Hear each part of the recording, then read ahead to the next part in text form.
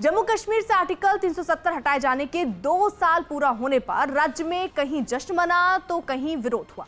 2 साल पहले 5 अगस्त को देश की संसद से यह ऐतिहासिक फैसला लिया गया था। लोकसभा में जब गृह मंत्री अमित शाह ने यह प्रस्ताव पेश किया था तो सब चौंक गए थे। इन 2 सालों में जम्मू कश्मीर में कई बदलाव देखे और इस खास दिन पर राज्य में अलग अलग तरीके से जश्न मनाया गया। जम्मू में तो बीजेपी के युवा मोर्चा कार्यकर्ताओं ने तिरंगा यात्रा निकाली और महाराजा हरि सिंह की प्रतिमा को माला पहनाने पहुंचे। ये प्रतिमा इतनी ऊंची थी कि कार्यकर्ताओं को क्रेन से ऊपर जाना पड़ा, जहां वो तिरंगा लहराता रहा और नीचे खड़े लोग नारे लगाते रहे। जम्मू कश्मीर बीजेपी के अध्यक्ष रविंद्र रैना भी पार्टी कार्यकर्ताओं के साथ इस खास दिन पर खूब नाचे। ढोल नगाड़े बजते रहे और बीजेपी के लोग नारे लगाते हुए झूमते रहे।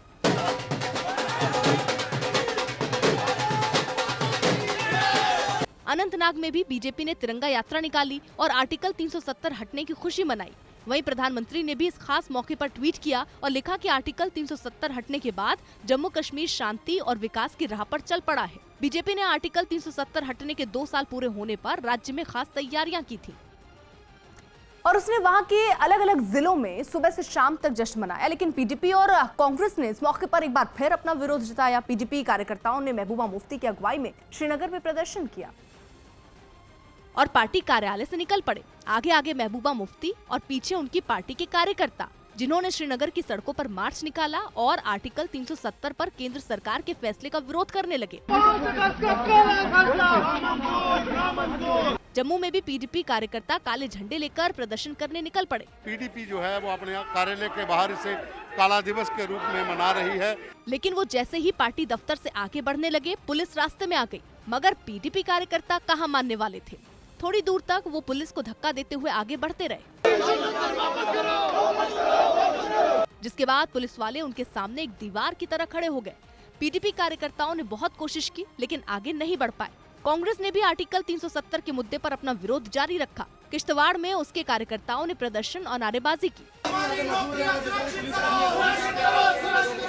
तो वहीं उसके नेताओं ने केंद्र सरकार के 2 साल पहले किए गए फैसले को ऐतिहासिक ब्लंडर बोल दिया। Dividing and downgrading of the historical state was a historical blunder, and they should immediately restore statehood.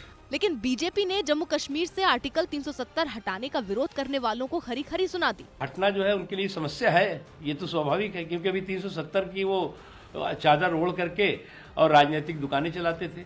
5 अगस्त 2019 को जम्मू कश्मीर से आर्टिकल 370 हटा दिया गया था और उसका विशेष राज्य का दर्जा खत्म हो गया था। यही नहीं, केंद्र सरकार ने जम्मू कश्मीर को 2 केंद्र शासित प्रदेशों जम्मू कश्मीर और लद्दाख में बांटने का ऐलान भी किया था।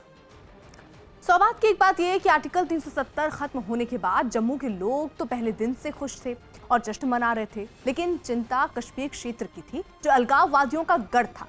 लेकिन 2 साल पूरा होने पर कश्मीर के अनंतनाग में भी तिरंगा यात्रा निकाली गई, जिसे आर्टिकल 370 हटाने का विरोध कर रही महबूबा मुफ्ती की पार्टी पीडीपी का गढ़ माना जाता है, जिसे बीजेपी ने जम्मू कश्मीर में शांति बहाली की मिसाल बताया, जबकि कांग्रेस, नेशनल कॉन्फ्रेंस और पीडीपी ने आर्टिकल 370 हटाने को गलत बताया और विरोध जारी रखा।